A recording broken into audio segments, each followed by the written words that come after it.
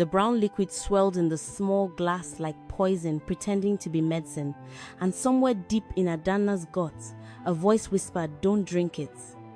But she lifted the glass to her lips anyway, because good daughters-in-law don't question their husband's mother. Especially not on the third morning of marriage, when everything still smells like new beginnings and hope. The taste hit her tongue like burnt bark mixed with engine oil and something else she couldn't name. Something that made her throat close and her stomach turn. She gagged, her eyes watering, but Mama Tobena stood there, watching with those sharp eyes that never blinked, holding out a glass of water with fingers that didn't shake. "Every morning," Mama Tobena said, her voice smooth as silk over broken glass. "Before food, before water, before prayer, this is how Okafor women prepare their wombs for sons." Adana nodded, swallowing the water, trying to wash away the bitterness that clung to the back of her throat like a curse she didn't know she was drinking. That was 9 years, 7 months, and 12 days ago. Today, Adana sat in a clinic that smelled like disinfectant and old magazines, holding a brown envelope in hands that wouldn't stop shaking. Inside were test results that would explain why her body had betrayed her for nearly a decade. Inside were answers that would burn her old life to ashes. But let's go back. Let's go back to the beginning, because poison works slowly, and some murders take 10 years to complete. The Okafor mansion sat on 3 acres of land in the expensive part of Onitsha, behind gates that opened with remote controls and walls topped with electric wire that hummed at night. It had 7 bedrooms, a swimming pool nobody used, and marble floors so shiny you could see your future in them.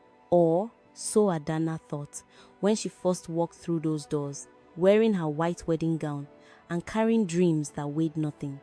Tobena had carried her across the threshold, laughing, spinning her around while his friends cheered and his mother watched from the balcony above, her face unreadable, her hands clasped in front of her expensive lace, like she was already mourning something that hadn't died yet. "Welcome home, my wife," Tobena had whispered in her ear, his breath warm, his voice full of promises he would later learn how to break. Adana had smiled, pressed her face into his shoulder, and believed that love was enough. The first 3 months were sweet like stolen sugar. Tobena came home early. They ate dinner together, his hand always finding hers across the table. They watched movies curled up on the leather couch. They made love like people who thought they had forever. His hands gentle, his voice saying her name like a prayer. But Mama Tobena was always there, at the edge of everything. Watching, she appeared in doorways without knocking. She rearranged furniture when Adana left the room. She corrected how Adana held a broom, how she folded Tobena's shirts, how she answered the phone when his business associates called. "In this house," Mama Tobena said one afternoon, standing in the kitchen while Adana chopped onions, "we do things a certain way, the Okafor way. If you want to remain here, you must learn." Adana had nodded, her eyes stinging from onions and something deeper that she couldn't name yet. That evening, Mama Tobena brought the first bottle. "My mother gave this to me when I married Tobena's father," she said, placing it on the kitchen counter like a gift. "Every Okafor wife drinks it. It strengthens the womb. It prepares the body for strong sons." The bottle was small, dark glass, filled with liquid the color of old blood. It had no label, no indication of what was inside, just that thick brown substance that looked like it had been extracted from tree bark and sadness. "What's in it?" Adana asked carefully. Mama Tobena smiled, but it didn't reach her eyes. "Herbs, traditional medicine, things our grandmothers knew that modern doctors have forgotten. Trust me, child. I want only the best for you. I want you to give my son children." She unscrewed the cap. The smell hit Adana immediately bitter, medicinal, wrong. "1 cupful, every morning. Don't skip, don't forget." Mama Tobena poured the liquid into a small measuring cup. "Drink." Adana hesitated. Something in her body was screaming no, but something else, the part of her raised to respect elders, to obey, to not cause trouble, reached for the cup. She drank. It burned going down, coating her throat with bitterness that water couldn't wash away. Her stomach cramped immediately, a sharp twist that made her double over slightly. "That's normal," Mama Tobena said, watching her closely. "Your body is adjusting. It will pass." It didn't pass. Not that day, not that week, not that month. But Adana drank every morning because Mama Tobena appeared in her bedroom at dawn like a ghost with a mission, holding the bottle, watching with those eyes that knew something Adana didn't. 6 months into the marriage, Adana missed her period. Hope exploded in her chest like fireworks. She took 3 pregnancy tests from 3 different pharmacies, hands shaking as she watched the lines appear. Positive, all positive. She told Tobena first, in their bedroom, her voice breaking with joy. He lifted her off the ground, spinning her, laughing so hard tears ran down his face. "I'm going to be a father. My God, Adana, I'm going to be a father." They told Mama Tobena at dinner. For 3 seconds, something flashed across the older woman's face, something dark, something angry, but it disappeared so fast Adana thought she'd imagined it. "Praise God," Mama Tobena said flatly. "We should go to the hospital tomorrow, confirm it properly." The next morning, Adana woke up in pain. Sharp, stabbing cramps that bent her double. Blood on the sheets, Tobena rushing her to the hospital, his face white with fear, doctors speaking in low voices. Words like miscarriage and unexplained, and sometimes these things just happen. Adana lay in the hospital bed, empty, hollow, staring at the ceiling while nurses changed her IV and Tobena held her hand and Mama Tobena sat in the corner, her face carefully composed into sympathy that didn't quite reach her eyes. "Don't worry," Mama Tobena said as they drove home 3 days later. "You'll conceive again. Just keep taking your herbs. Trust the process." Adana nodded numbly. That night, she drank the brown liquid and tasted something new underneath the bitterness, something that made her stomach turn in a way that had nothing to do with medicine. 1 year passed, no pregnancy. "Maybe we should see a specialist," Adana suggested carefully one evening. Tobena looked up from his phone. "My mother says we should give it more time. She says the herbs need at least 2 years to fully work." "But Tobena..." "Adana, please." His voice was tired. "Can we not do this tonight? I trust my mother. She knows about these things." 2 years passed. Still nothing. Tobena's friends started making jokes. His cousins asked pointed questions at family gatherings. His mother's sisters visited more often, their eyes scanning Adana's flat stomach, their lips pressed into thin lines of disappointment. "Have you tried fasting?" one aunt suggested. "Maybe you need deliverance," another whispered. "Some women carry generational curses." Adana smiled through it all, nodded politely, and every morning drank the brown liquid that Mama Tobena never let her forget. 3 years became 4. 4 became 5. The house grew quieter. Tobena came home later, smelling of perfume and lies. He stopped reaching for her in bed. He stopped saying her name with tenderness. He stopped looking at her like she was the woman he'd carried across the threshold. "I'm trying," Adana whispered one night when he turned his back to her in bed. "Trying isn't enough," he said to the wall. 5 years became 6. 6 became 7. The doctors had no answers. Every test came back normal. Hormones balanced. Ovulation regular. No blockages. No fibroids. No medical reason for the emptiness that had taken up residence in her womb. Sometimes, one doctor said gently, "It just takes time. Keep hoping." But hope was expensive, and Adana was running out of currency. By the 8th year, even Tobena's kindness had evaporated. "My mother was right," he said one evening, standing in the doorway of what used to be their shared bedroom. "This marriage is cursed." "Don't say that," Adana pleaded. "Why not? It's true. 8 years, Adana.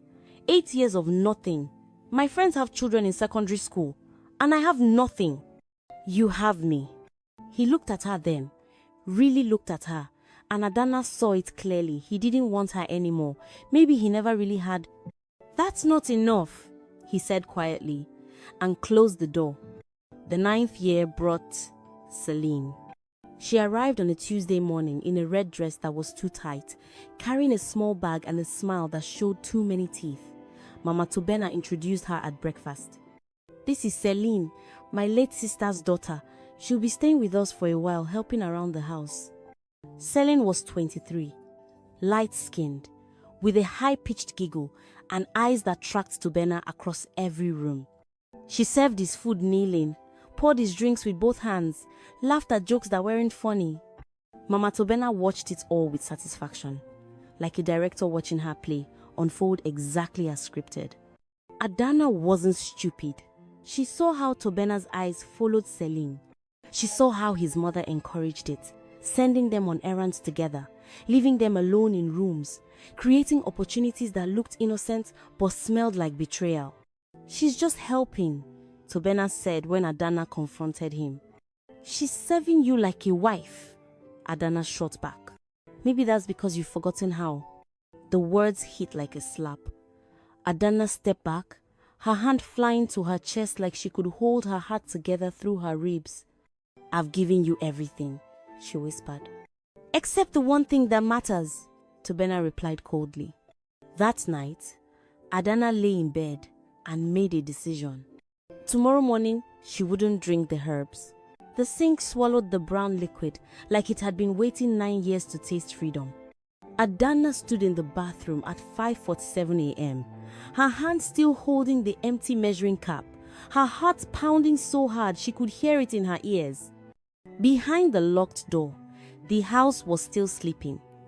Tobena in the guest room, Mama Tobena in her suite on the 2nd floor, Celine in what used to be the storage room, but now had curtains and a full-length mirror. She rinsed the cup 3 times, dried it carefully, and placed it back exactly where Mama Tobena had left it the night before. Then she filled the measuring line with water from the tap, drank it quickly, and walked back to her bedroom with her face carefully arranged into the same defeated expression she'd worn for the past 3 years. Nobody could know, not yet. The first day without the herbs, nothing happened. The second day, her head felt clearer, like fog lifting from a road she'd been walking blind. The third day, her stomach stopped cramping in the mornings. By the 7th day, Adana realized something terrifying. Her body had been trying to tell her the truth for 9 years, and she'd been too obedient, too respectful, too afraid to listen. She started paying attention to small things she'd ignored before. How Mama Tobena always prepared the measuring cup herself, never letting Adana touch the bottle directly. How the older woman appeared every single morning without fail. Even when she claimed to be traveling, she'd leave pre-measured doses in small containers labeled by date. How, in 9 years, the bottle never fully emptied, but never seemed to be refilled either, as if there was an endless supply somewhere in the house.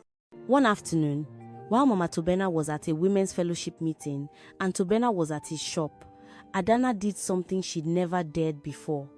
She went into Mama Tobena's bedroom.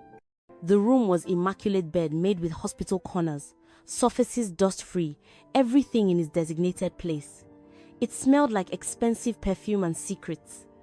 Adana's hands shook as she opened the wardrobe, carefully moving aside the rolls of lace and George wrappers. At the back, behind a stack of old photo albums, she found them. 5 bottles, all identical to the one in the kitchen, all filled with that same thick brown liquid.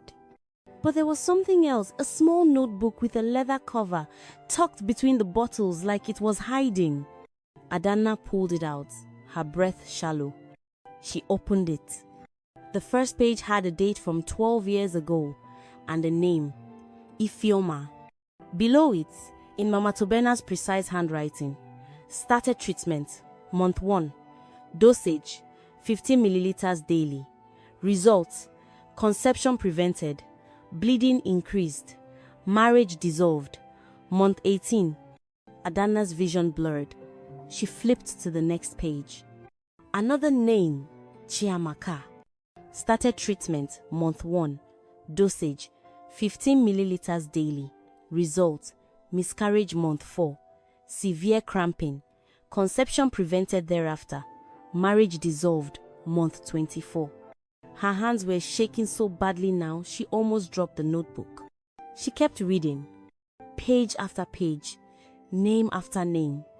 Women she'd never heard of, all married to someone named Tobena, all given herbs by Mama Tobena, all ending in miscarriages or infertility or dissolved marriages. And then she found her own name, Adanna. Started treatment month 1 of marriage. Dosage 15 milliliters daily. Result: miscarriage month 6. Conception prevented since. Currently month 117. Plan: introduce saline month 115. Prepare dissolution month 120. Below that, in red ink, Celine is ready. She knows the truth. She will give me the grandson I deserve. The room tilted. Adanna sat down hard on the floor, the notebook open in her lap, her mind trying to make sense of words that were rearranging her entire existence. Mama Tobena had been poisoning her for 9 years and 7 months. Every single morning, the herbs weren't medicine, they were weapons. The miscarriage wasn't natural, it was murder. And she wasn't the first.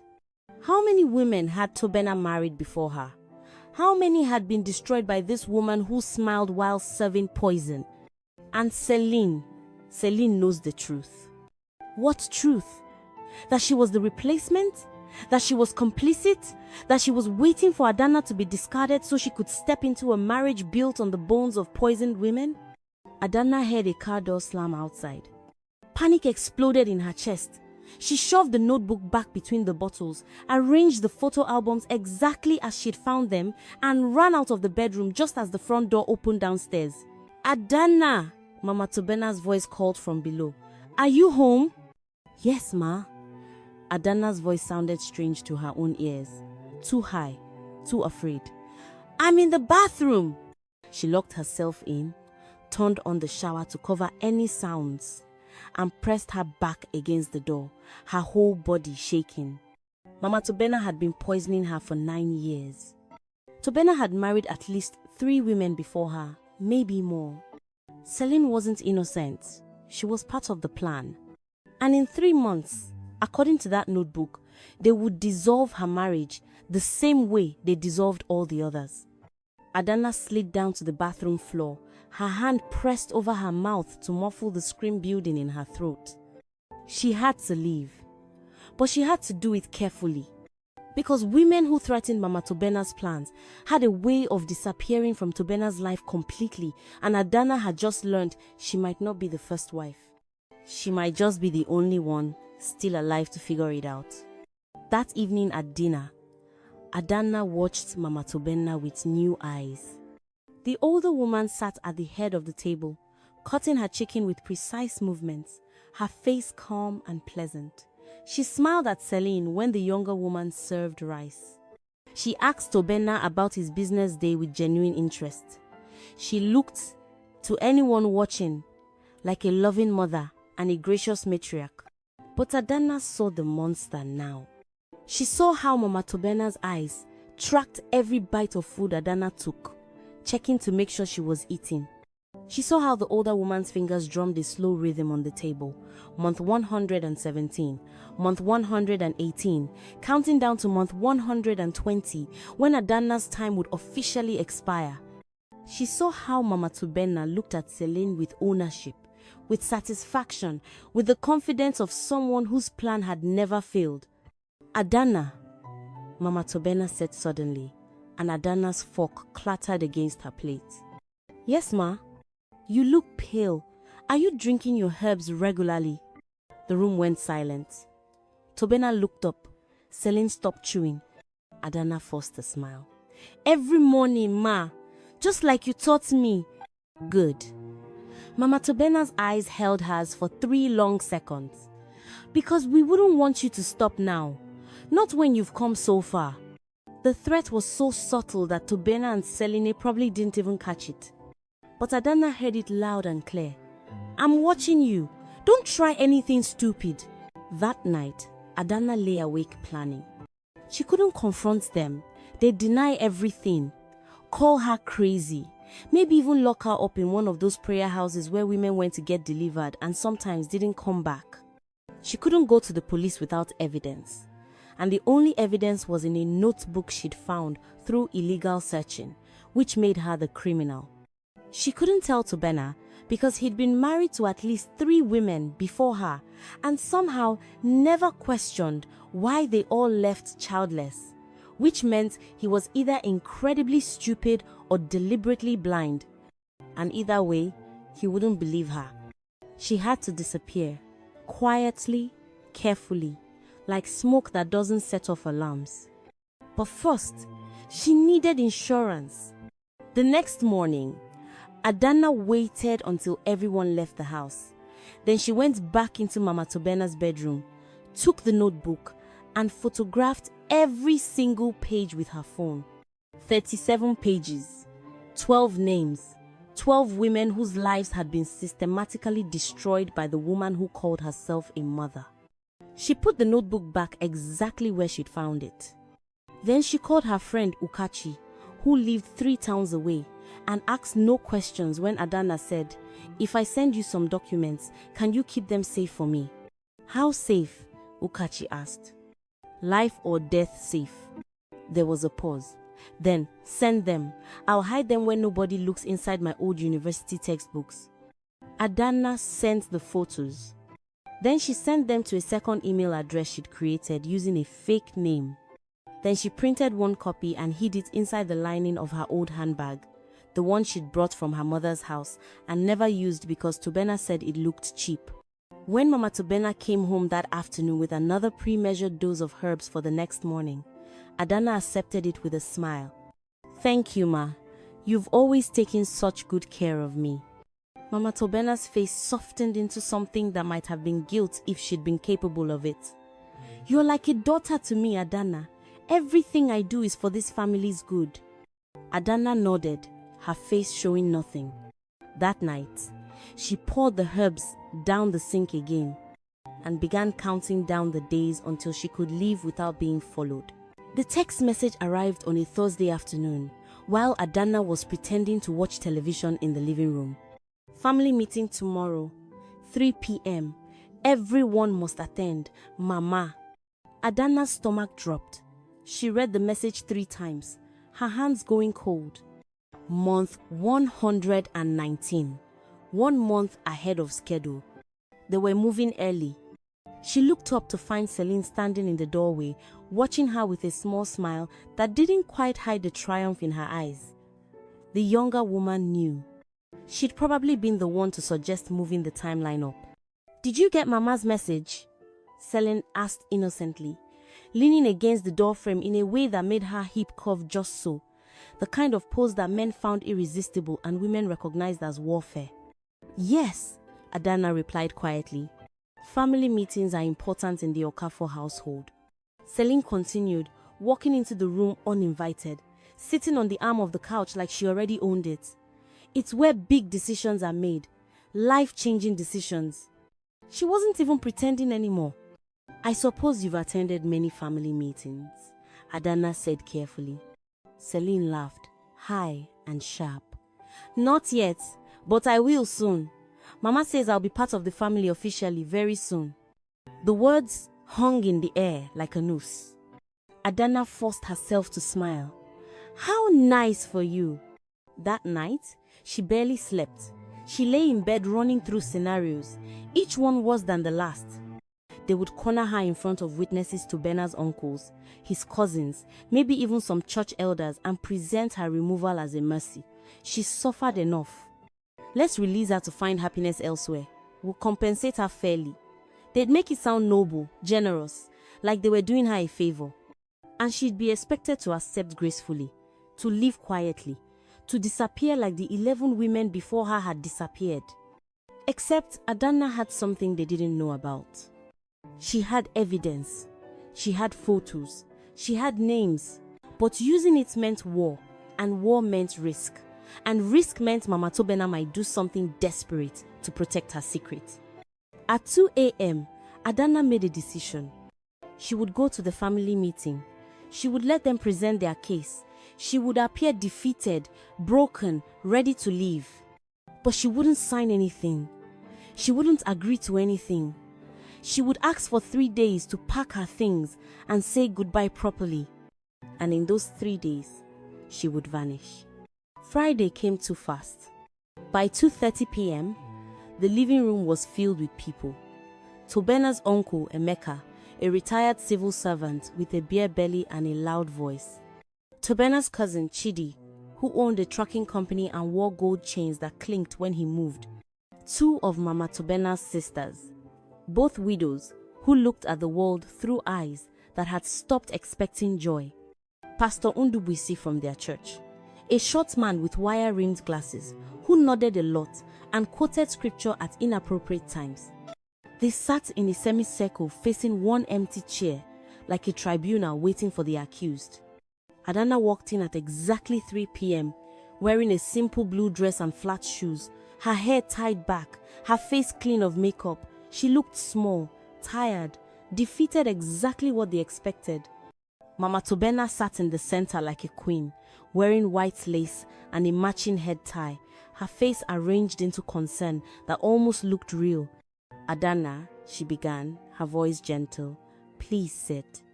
Adanna sat in the empty chair. Tobena sat off to the side, looking at his phone, looking anywhere but at her. We've called this meeting, Mama Tobena continued, because we love you and we're worried about you. Adanna said nothing. 9 years is a long time, Uncle Emeka rumbled.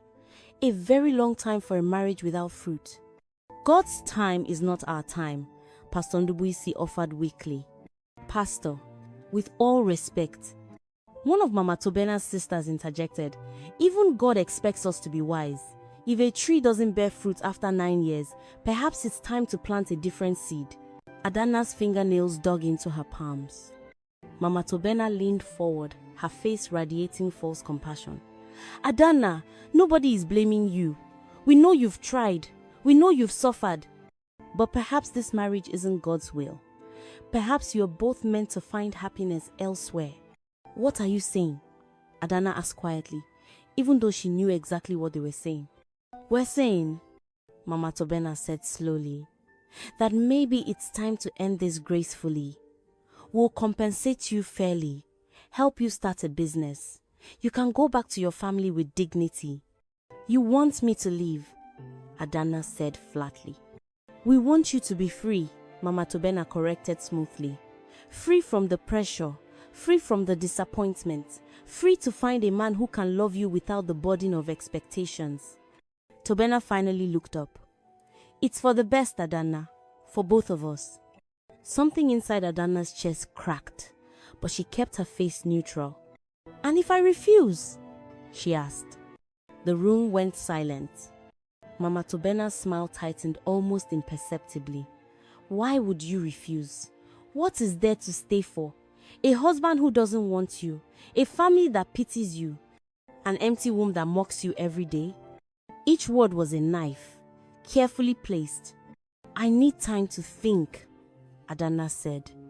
There's nothing to think about, Uncle Emeka said impatiently. The decision is made. We're just being polite by including you. 3 days, Adanna said, her voice stronger now. Give me 3 days to process this, to pack properly, to say goodbye to my things. Mama Tobena studied her carefully, looking for defiance, looking for fight. But Adanna kept her eyes down, her shoulders slumped, her body language screaming defeat. 3 days, Mama Tobena finally agreed. But Adanna, her voice dropped, becoming still wrapped in silk. Don't make this difficult. Don't embarrass yourself or this family. Live quietly. Live with dignity. Understand? Adanna nodded. Good girl. Mama Tobena stood, signaling the meeting was over. We'll help you pack on Monday morning. Pastor will pray for you before you go. They all filed out. Some patting her shoulder with fake sympathy. Some avoiding her eyes completely. Tobena left without a word. Only Celine remained, standing in the hallway with that small smile. "I'll take good care of him," she said softly. "Better than you ever could." Adana looked at her, really looked at her, and saw a girl who had no idea she was just the next name in a notebook, the next woman to be fed poison until she too failed to produce the grandson Mama Tobenna believed she deserved. "Be careful," Adana said quietly. "The herbs she gives you, they're not what you think." Celine's smile faltered for just a second. Then she laughed. "You're just jealous." "Remember I warned you," Adana said, and walked away. That night, Adana packed a single bag, just clothes, her certificates, her mother's Bible, and the old handbag with evidence sewn into its lining. She texted Ukachi, "Can I come tomorrow?" The reply came immediately. "Door is open, no questions asked." At 4:47 a.m. on Saturday morning, while the Okafor mansion slept, Adana walked out the front door for the last time. She didn't look back. She didn't cry. She just walked through the gates that didn't need a remote to open from the inside, carrying everything that mattered in one small bag, leaving behind 9 years of poison, lies, and a family that had tried to erase her existence like she'd never been real at all. The sun was just starting to rise. And for the first time in 9 years, 7 months, and 19 days, Adana took a full breath without bitterness coating her tongue. Ukachi's flat smelled like peppermint tea and old books, a 2-bedroom space above a pharmacy where the fluorescent sign blinked green at night and cast strange shadows on the ceiling. It was small, cramped, nothing like the mansion Adana had left behind. But when Ukachi opened the door at 6:23 a.m. and pulled her into a hug without asking a single question, it felt more like home than anywhere Adana had lived in 9 years. "Bathroom is down the hall," Ukachi said simply, taking the bag from Adana's trembling hands. "There's hot water if you turn the tap all the way left. I'm making breakfast. You look like you haven't eaten in days." Adana tried to speak, but her throat had closed around words that were too big to fit through her mouth. She just nodded. The hot water felt like baptism, washing away invisible fingerprints that Mama Tobenna had left all over her skin. Adana stood under the spray until it ran cold, until her fingers pruned, until she could finally breathe without feeling like someone was watching her from the shadows. When she came out, Ukachi had made yam porridge with enough palm oil to stain the edges red, and the smell alone made Adana's stomach growl, a sound she hadn't heard from her own body in months. They ate in silence for the first 10 minutes. Then Ukachi put down her spoon. "I'm not going to ask what happened," she said carefully, "but I need to know one thing. Are you safe?" Adana looked up. "I don't know yet." "That's honest." Ukachi nodded. "Are they looking for you?" "Probably not. They think I'm coming back Monday to pack properly." "So we have 2 days before they realize you're gone for good." "Yes." Ukachi leaned back, thinking. "Okay, here's what we do. You stay inside for the next week. Don't go out, don't call anyone, don't post anything online. Let them think you vanished into thin air. By the time they start looking, you'll be invisible." "I have evidence," Adana said quietly. "Against Mama Tobenna, photos, documents, proof that she's been poisoning me for 9 years, proof that she's done it to other women before me." Ukachi's eyes went wide. "Jesus Christ, Adana. I know. That's not running away from a bad marriage. That's running away from a crime scene. I know." They sat in silence for a moment. Then Ukachi reached across the table and grabbed Adana's hand. "We're going to keep you alive," she said fiercely, "and then we're going to destroy that woman." The first week was strange. Adana slept 14 hours a day, her body finally able to rest without poison entering it every morning. She woke up at random times, disoriented, unsure where she was, half expecting to see Mama Tobenna standing in the doorway with that measuring cap and that smile that wasn't a smile. But there was only Ukachi, bringing her tea and toast, sitting on the edge of the bed, not saying much, just being there. By the second week, Adana's body started changing. Her skin looked different, brighter, like someone had turned up the contrast. Her eyes weren't bloodshot anymore. Her hair, which had been thinning for years, seemed thicker. Even her nails, which had been brittle and prone to breaking, started growing strong. "You're glowing," Okachi said one morning, staring at her over breakfast. "I'm just sleeping better," Adana replied. "No, seriously, you look like a different person." Adana looked at herself in the bathroom mirror later that day and realized Okachi was right. She did look different, younger, healthier, like a plant that had been dying in the shade and was finally getting sunlight. "This is what I look like without poison," she thought, touching her face with wonder. 3 weeks after leaving, Adana woke up at 5 a.m., feeling wrong. Her stomach was churning, rolling like a boat in rough water. She barely made it to the bathroom before she vomited violently, gripping the toilet bowl, her whole body shaking. "Food poisoning," Okachi said from the doorway, concerned. "What did you eat yesterday?" "The same thing you ate," Adana gasped between heaves. It happened again the next morning, and the morning after that. By the fourth morning, Okachi was standing in the bathroom doorway with her arms crossed and a knowing look on her face. "Adana," she said slowly, "when was your last period?" Adana froze, her hands still on the toilet. I don't remember. They've been irregular for years because of the herbs." "How long have you been off the herbs?" 3 weeks and 4 days. Okachi pulled out her phone. "Get dressed. We're going to the clinic." "Okachi, I'm not." "Get dressed." The clinic was small and clean, run by a middle-aged woman named Dr. Adaobi, who had kind eyes and gentle hands. She drew blood, took a urine sample, and told Adana to wait in the small reception area that smelled like antiseptic and old magazines.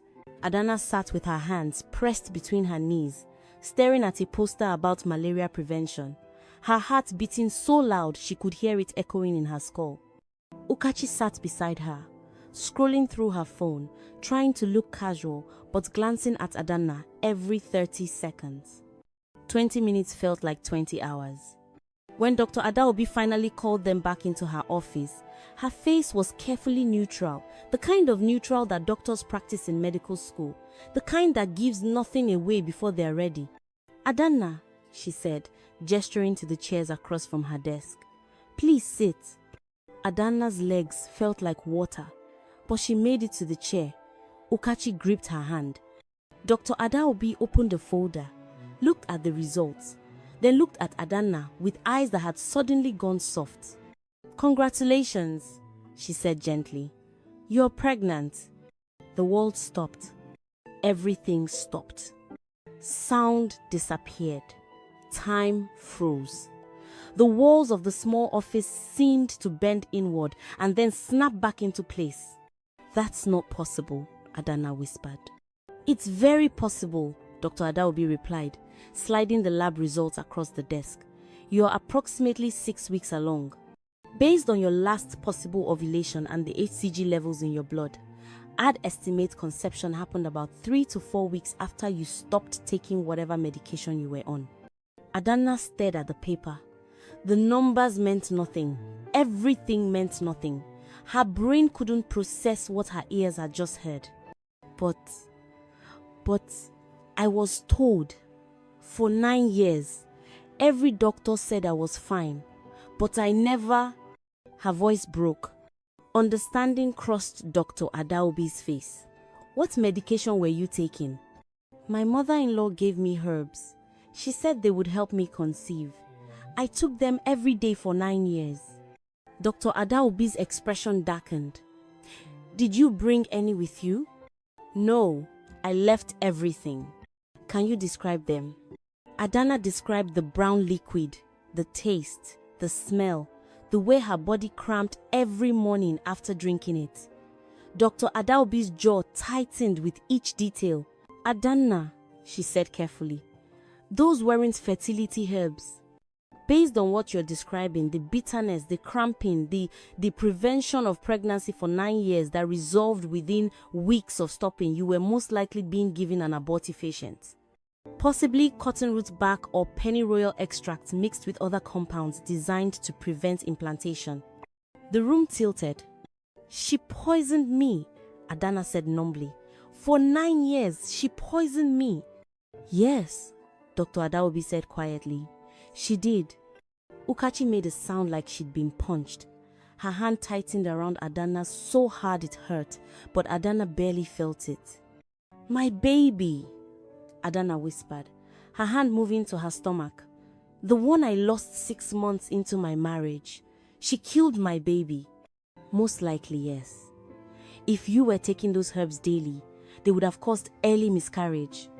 Rage and grief collided in Adana's chest like two trains meeting head-on, and the explosion was so big, she couldn't breathe, couldn't think, couldn't do anything except sit there and shake, while Ukachi held her, and Dr. Adaobi pushed a box of tissues across the desk.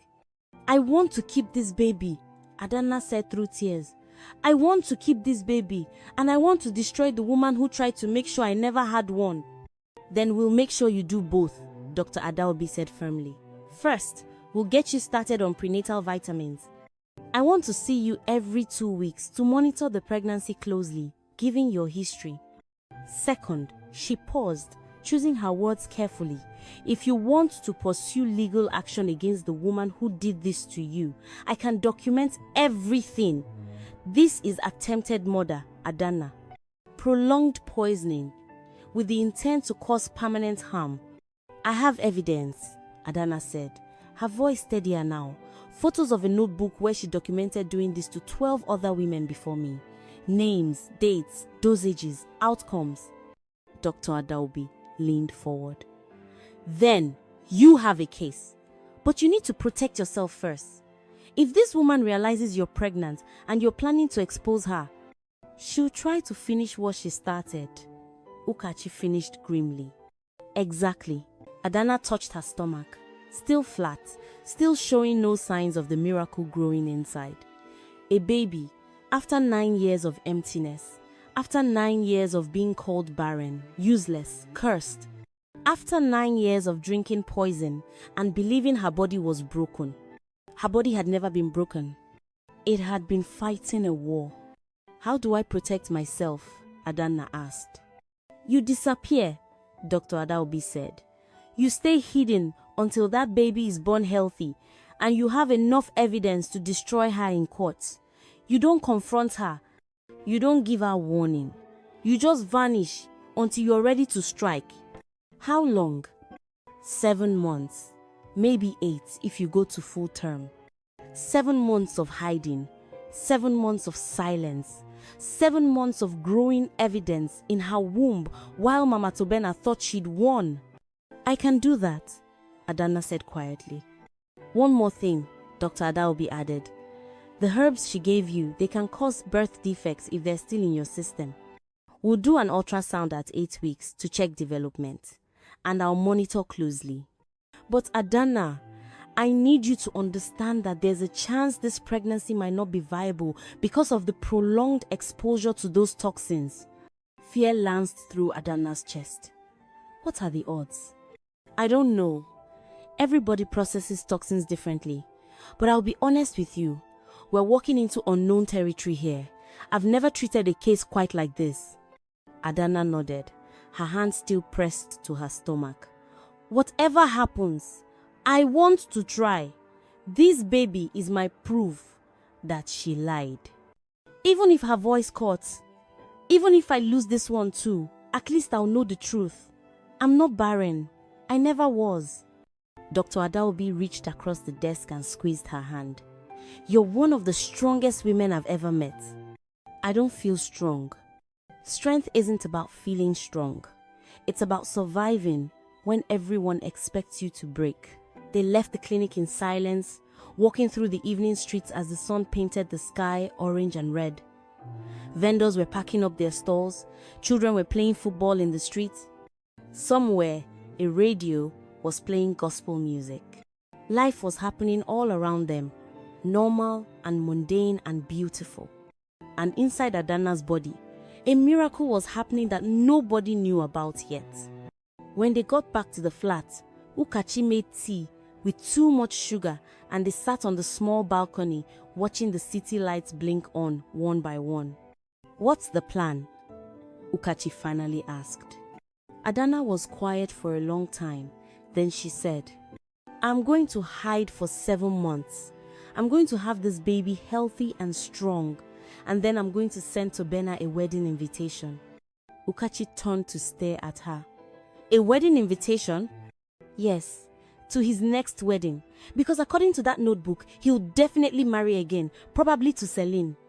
And when he sends me the invitation, to mock me, to show me he's moved on, to prove I was replaceable." Adana smiled, and it wasn't a kind smile. "I'm going to show up with triplets." "Triplets?" Ukachi laughed. "Adana, you're pregnant with 1 baby, not 3. "I know, but he doesn't need to know that yet. Let me have my fantasy." They both laughed then, sitting on a balcony in a flat, above a pharmacy, holding tea that had gone cold, imagining revenge that tasted sweeter than any herb could ever be bitter. But Adana didn't know yet that fantasies sometimes have a way of becoming reality when the universe decides to pay attention. The first trimester was terror disguised as waiting.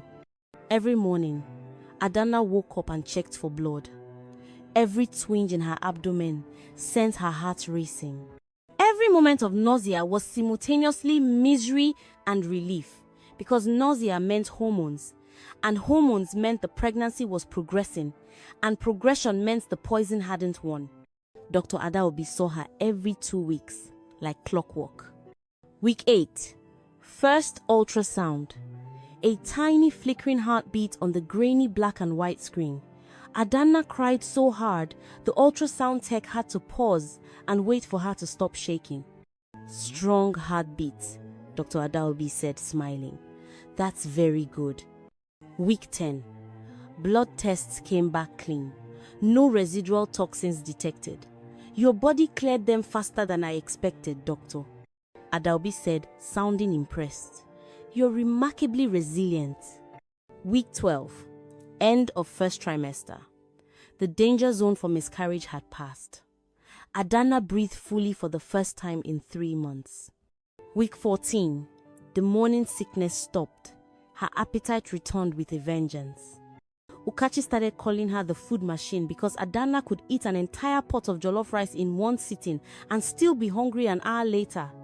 Week 16. Her clothes stopped fitting. Her belly was starting to swell. Small but undeniable. She spent most of her time in oversized shirts, hiding from the world, watching Nigerian movies on Ukachi's laptop, growing a human in secret, while Mama Tobena probably thought she'd disappeared like the 11 women before her. But unlike those 11 women, Adana was coming back. 3 months after leaving, her phone rang with a number she didn't recognize. She almost didn't answer, but curiosity, or maybe fate, made her press the green button. "Hello? Adana?" The voice was male, uncertain, vaguely familiar. "Who is this?" "It's me, Tobena." Her blood went cold. Her hand tightened around the phone. Ukachi, who was cooking in the kitchen, turned around at the sound of her sharp intake of breath. "Why are you calling me?" Adana asked, her voice flat. I wanted to check if you were okay." Silence. "You left," he continued when she didn't respond. "You just disappeared. We thought you went back to your family, but your mother said she hasn't seen you. Your friends don't know where you are. Adana, people are worried."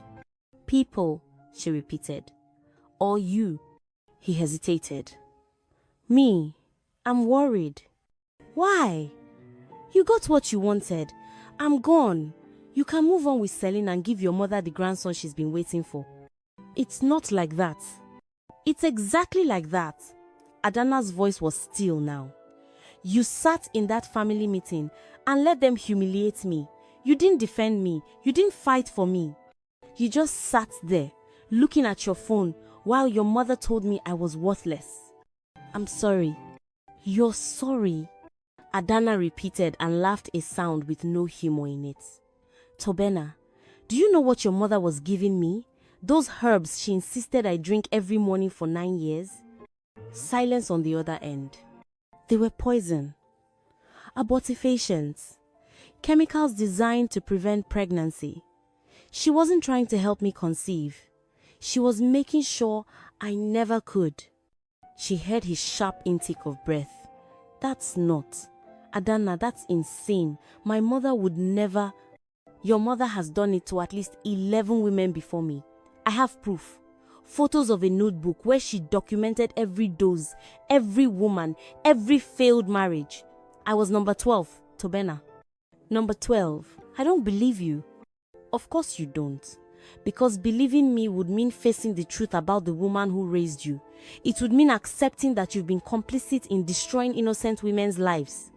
It's easier to think I'm crazy. Adana, don't call me again, she said quietly. Don't look for me. Don't send people to find me. I'm gone, just like you wanted. Be happy with your new wife. But know this, one day you're going to realize I was telling the truth. And when that day comes, it will be too late. She hung up. Her hands were shaking so badly she almost dropped the phone. Ukachi was beside her in an instant, pulling her into a hug, while Adana's whole body trembled with rage and grief and something else she couldn't name. You did good, Ukachi whispered. You didn't tell him about the baby. You didn't give him anything. He doesn't deserve to know, Adana said into Ukachi's shoulder. He gave up that right when he chose his mother over his wife. Week 18 brought news that changed everything. I need to do a more detailed ultrasound, Dr. Adaobi said during a routine checkup. I'm seeing something unusual. Adana's heart stopped. Is the baby okay? The baby is fine. Multiple babies, actually. Adana, you're carrying twins. The room spun. Twins? Yes. 2 heartbeats, 2 separate sacs. Identical from the looks of it. Adana lay back on the examination table, staring at the ceiling tiles, trying to process what she just heard. Not one baby, 2 babies. 2 miracles from a body that everyone had called barren. Wait, Dr. Adaobi said, adjusting the ultrasound probe, frowning at the screen. Hold on. What? What's wrong? Nothing's wrong. Let me check something. She moved the probe slowly across Adana's belly, her eyes fixed on the screen, her lips moving like she was counting. Oh my God, she whispered. What? Adana tried to sit up, but Dr. Adaobi gently pushed her back down. Adana, she said slowly, her voice filled with awe. You're not carrying twins. I'm not?